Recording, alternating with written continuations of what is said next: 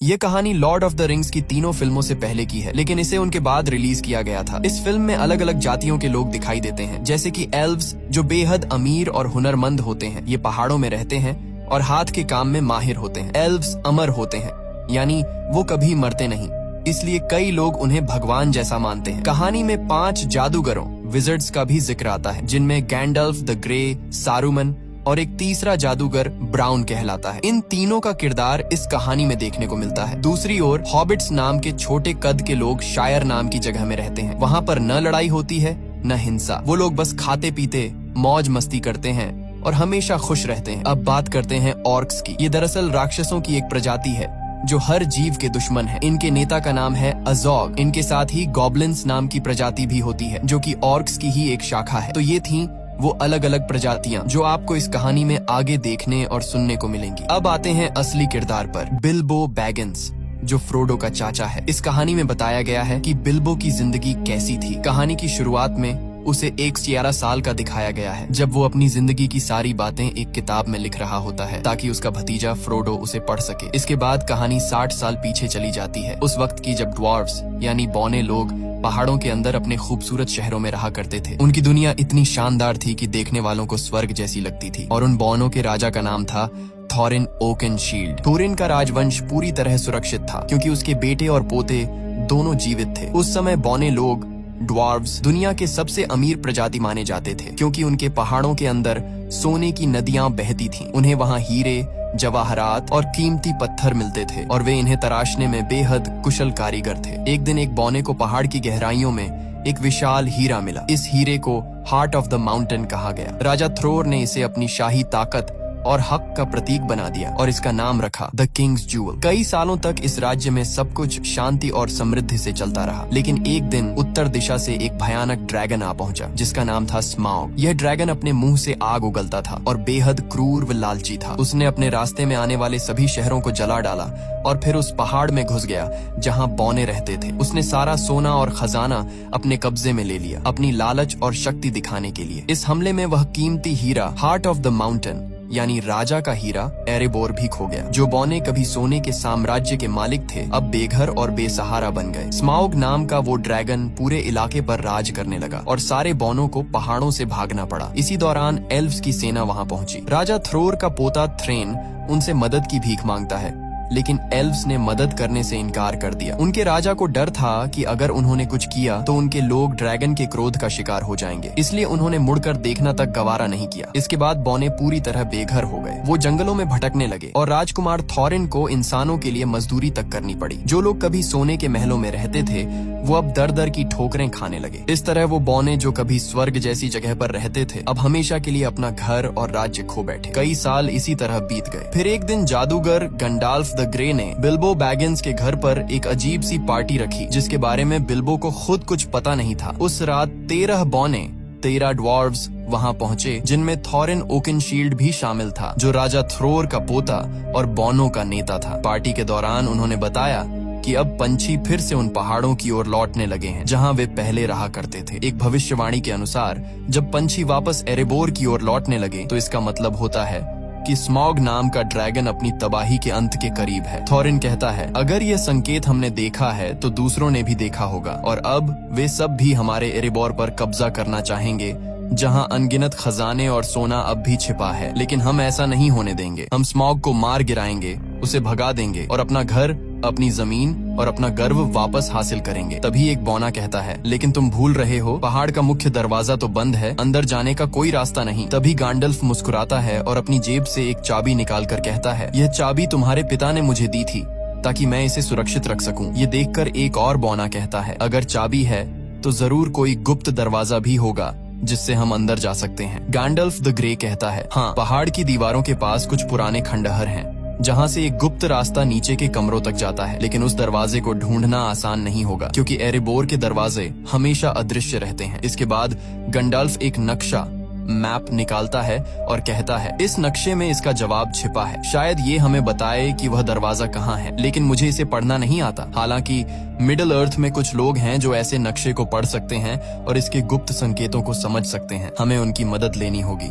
गैंडल्फ आगे कहता है, इस सफर में बिल्बो बैगिंस भी हमारे साथ जाएगा, क्योंकि ड्रैगन स्मॉग बौनों की गंध को पहचानता है लेकिन हॉबिट्स की नहीं। इसलिए जब हमें पहाड़ के अंदर घुसना होगा तो बिल्बो हमारी सबसे बड़ी मदद करेगा। लेकिन बिल्बो डर जाता है। वो कहता है, नहीं, मैं नहीं जाऊंगा, वहाँ मेरी जान जा सकती है। अगर उस ड्रैगन ने मुंह से आग फेंकी तो मेरी हड्डियां तक पिघल जाएंगी। इसलिए वो साफ साफ मना कर देता है।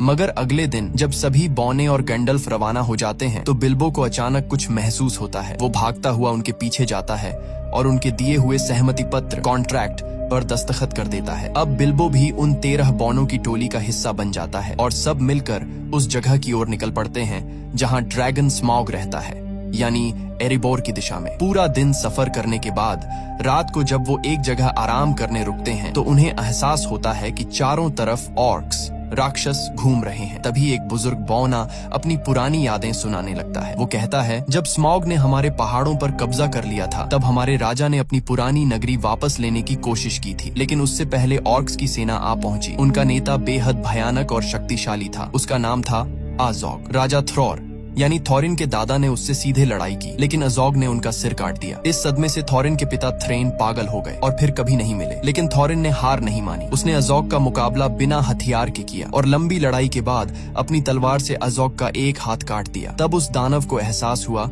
कि थॉरिन की नस्ल को मिटाना आसान नहीं है। मगर उस युद्ध में बौनों की पूरी सेना खत्म हो गई और कुछ ही बौने जिंदा बच पाए। फिर वह बौना गर्व से कहता है, उसी दिन मुझे समझ आया कि अगर कोई हमें दोबारा एकजुट कर सकता है तो वो सिर्फ थॉरिन ओकनशील्ड ही है। इसीलिए आज थॉरिन और उसके 12 साथी बौने अपने पहाड़ एरिबोर को वापस पाना चाहते हैं और गैंडल्फ जानता है कि ये उनका हक है, इसीलिए वो पूरी तरह उनके साथ है। अगली सुबह सब अपने सफर पर निकल पड़ते हैं। रास्ते में चलते हुए गंडाल्फ समझाता है, हम 5 जादूगर हैं, यानी 5 विजर्ड्स मेरी तरह। इनमें सबसे शक्तिशाली और बुद्धिमान है सारूमान द वाइट, उसके बाद 2 नीले ब्लू विजर्ड्स हैं और 5वां है राडागास्ट द ब्राउन, जो इंसानों से ज्यादा जानवरों से प्यार करता है, इसलिए वो हमेशा जंगलों में जानवरों के बीच ही रहता है। अब गैंडल्फ थोरिन से कहता है, हमें एल्व्स के पास जाना चाहिए, क्योंकि सिर्फ एल्व्स ही उस नक्शे को पढ़ सकते हैं जो मैंने तुम्हें दिया है। लेकिन थोरिन ओकनशील्ड, जो बौनों का राजकुमार है, एल्व्स से नफरत करता है। वो गुस्से में कहता है, जब हमें उनकी जरूरत थी, जब स्मॉग ने हमारा घर छीन लिया था, तब एल्व्स ने हमारी मदद नहीं की थी। अब मैं कभी उनके पास नहीं जाऊंगा। यह सुनकर गैंडल्फ नाराज हो जाता है और वहाँ से चला जाता है। उस रात सब उसी जगह डेरा डालकर रुकते हैं। तभी अंधेरे में 3 विशालकाय राक्षस ट्रोल्स वहाँ आ जाते हैं और उनके घोड़े चुरा ले जाते हैं। बौने डर जाते हैं क्योंकि बिना घोड़ों के आगे का सफर नामुमकिन है। इसलिए वे बिल्बो को आगे भेजते हैं ताकि वो चुपके से जाकर घोड़े वापस लाए। लेकिन जैसे ही बिल्बो पास पहुँचता है, ट्रोल्स उसे पकड़ लेते हैं। अब हालत ये होती है